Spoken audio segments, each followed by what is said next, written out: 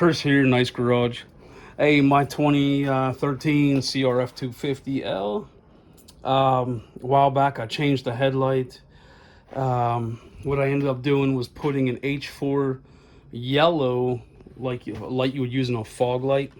I don't know if you can see it with the phone, but it's actually pretty yellow. I have a thing for yellow fog lights. But anyway, since it was my main headlight, I got pulled over. And he said the headlight has to be white. So I kind of know that. It was just pressing my luck, and it took a while, but you know, I'm changing it back. So I was looking around for an LED, and I found this at the local O'Reilly's Sylvania LED. It's 6,000K, so it's gonna be pretty blue.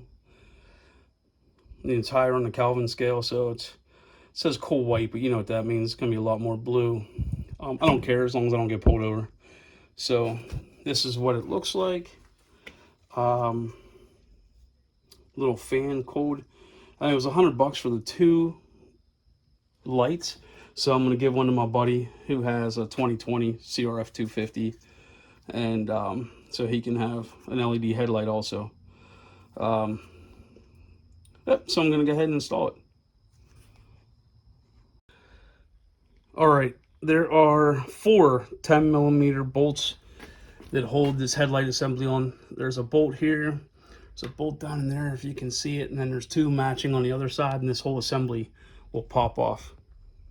I got the headlight assembly off, and really all you have to do, there's a rubber boot here. I'm gonna try to do this with one hand. Pull that boot off. Okay, that gets you down to, anybody's ever had to do this before, it's fairly simple.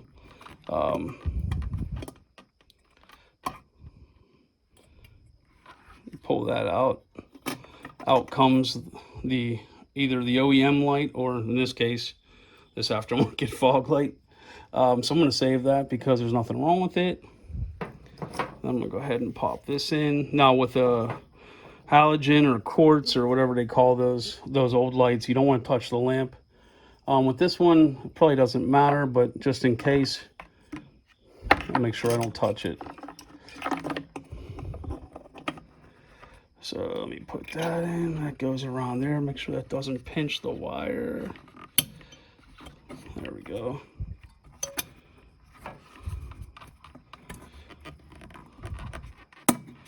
So that's it.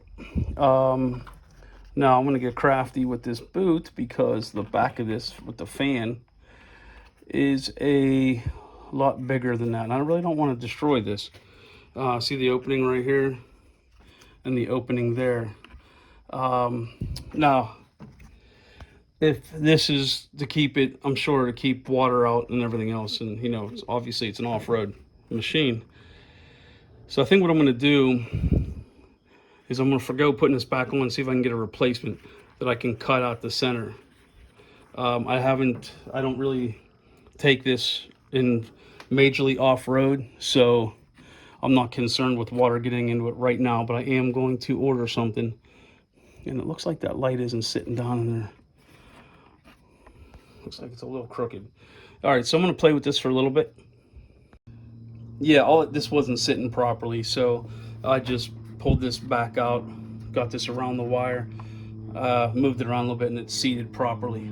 So now I'm going to put this back on. I think all I'm going to do for now is just push this out, so it's just resting on the fan, and the fan should still cool it, but this won't go down along the inside of the light, so it might not necessarily be waterproof, and we'll find out if it you know, I try not to ride in the rain, but I have ridden in the rain. I try not to ride through puddle, or I mean not puddles, but like creeks, rivers, whatever. So we'll see how long it lasts without water protection. Now I'm going to put it all back together. As you can see, what I did was I pushed the inside of the rubber out. This would normally be down in, and then I fed the wire through, and with this little box here, which I'm not exactly sure what that is. I didn't read the instructions, just a headlight, but it looks like input voltage, Output power, input power. So I thought maybe this bumped up the voltage to power the LED, but maybe it's a step down. I'm not sure. It really doesn't matter. So I'm gonna put this rubber gasket back on. Again, there's enough room. Hopefully it doesn't burn it out for the fan to get some air through this opening until I get a new one of these, and I'll cut that opening bigger.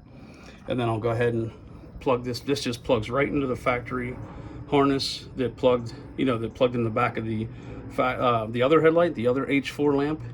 And then I'll put the 4 bolts back in, and we'll go test it. And it's almost getting dark, so I'm gonna see how much brighter it is. Okay, I figured I'd take another little snippet of how much opening it has once that's on for air to get through and for that fan to work. It might be fine, but again, we'll find out.